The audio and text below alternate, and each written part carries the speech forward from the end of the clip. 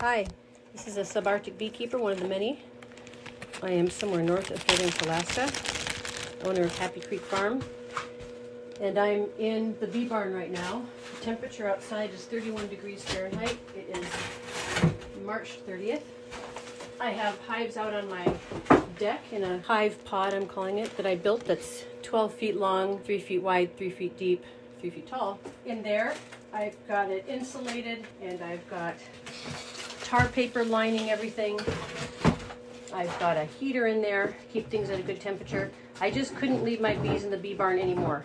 Lots of people leave their bees hived up until April, and that is one of the most dangerous months for us because our bees have been hived up since October. This is the time of year that I need to do a necropsy on any of the dead out hives, the hives that didn't make it through the winter. The difference between an autopsy and necropsy is that an autopsy is done on humans, whereas a necropsy is done on animals. So I'm in my bee barn and I've got my hive tool, I've got Ziploc bags, I've got a Sharpie, a broom and dustpan, a trash bin, pencil, and my phone. I'm gonna start by looking at my records and figuring out when is the last time I knew that these colonies were alive. So that's one of the benefits of overwintering indoors, is that I've been able to check them through the winter. Just about all of them were alive towards the end of February, which was great. Since they were alive, knowing that hives that die in the fall or early of the season typically die from varroa, and colonies that die during the winter typically die from either moisture, varroa, starvation, cold. That can kind of help me rule things out. So I'm going to start from the top down, and I'm going to remove the lids. Under the lids, I have a sugar board. A sugar board is dry sugar. The moisture that builds up inside the hive melts it just a touch so the bees can access it if they move through all their stores. In the hives I'm looking at, all the bees have made it into the sugar board, which is great.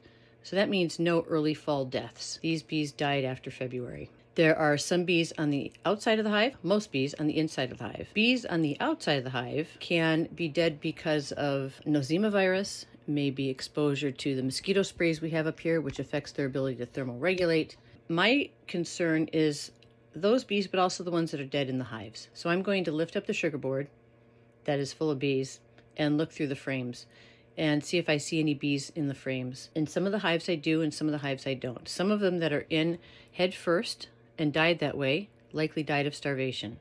Now, all of my hives had enough stores. However, I had some temperature fluctuations during the winter where my heater went off because bees that flew out of the hive flew towards the heater and busted the coils. I track humidity and temperature with these little Govee monitors, and I have some graphs that show me when the temperature dipped down. The lowest is in the high 20 degree Fahrenheit range. My hives are polystyrene, so they've got built-in insulation. But there were those cold periods, which caused stress on the bees. I'm looking through the dead bees that are between the hives. The ones that aren't in head first are mostly at the bottom. And I'm looking for the queen. If the queen died, the colony's going to die. I'm also looking to see if there are any eggs or brood present and see if there are any queen cups, because that would tell me that the queen died and the workers were preparing to make another queen cell. So I'm looking at the brood. I'm going to see, is it smelly? Is it discolored? When the bees get hived up in the winter, they are full of adult bees that are going to naturally die off due to aging. Then there's also winter bees, and those are going to hatch while they're hived up. So those are the younger bees. I'm looking to see in these piles of dead bees if the bees are older, larger, maybe a little bit of wing damage, or if they're small bees, tiny. We don't get foul brood up here, so I don't have to worry about that being the culprit. We do have mites and nosema. I'm checking the hive for any moisture on the inner cover and on the walls and on the top to see if there was excess moisture in the hive, not enough ventilation. I'm going to look for if the bees that are between the frames are clustered or not, and if it's a single cluster or are there more clusters. There might not have been enough bees in the colony to sustain warmth during the winter. So something to keep in mind.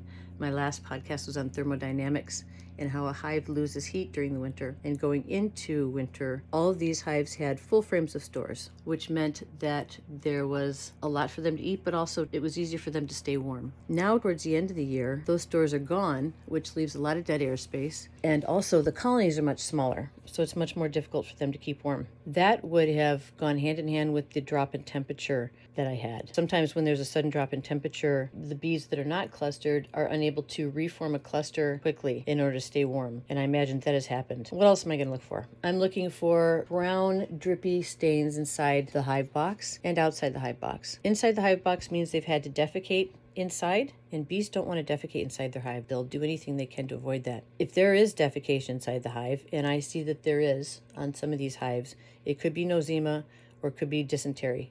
They are not the same thing, so I'm going to scrape them off and also use the dead bees to look under my microscope and see if the bees had nosema. So that's what I'm moving on to next, is taking samples and finishing looking through the dead hives. My rates this year, where I went in with 16 colonies, 10 survived, so I lost 6. So I want to figure out why, because I don't want to lose any. Replacing colonies every year is expensive and needless. And we've got to learn more about our bees and why they die in the winter, especially up here in the subarctic, so that we can keep them alive and do a better job as beekeepers.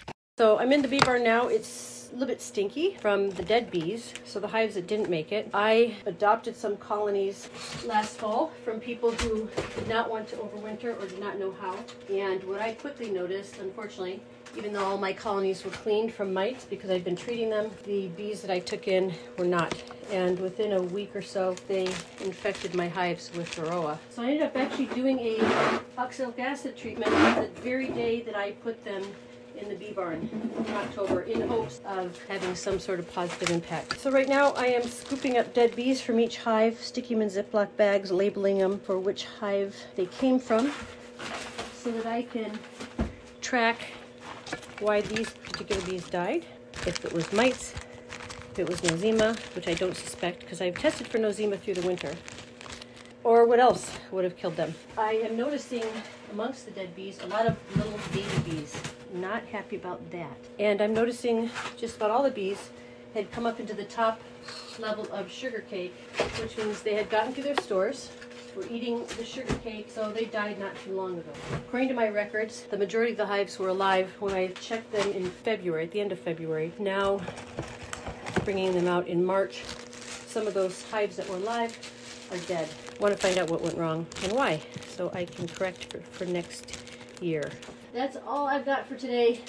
I've got to get back to the sampling. Hope you're taking care of yourself and taking care of your bees. This podcast is copyrighted and all rights reserved.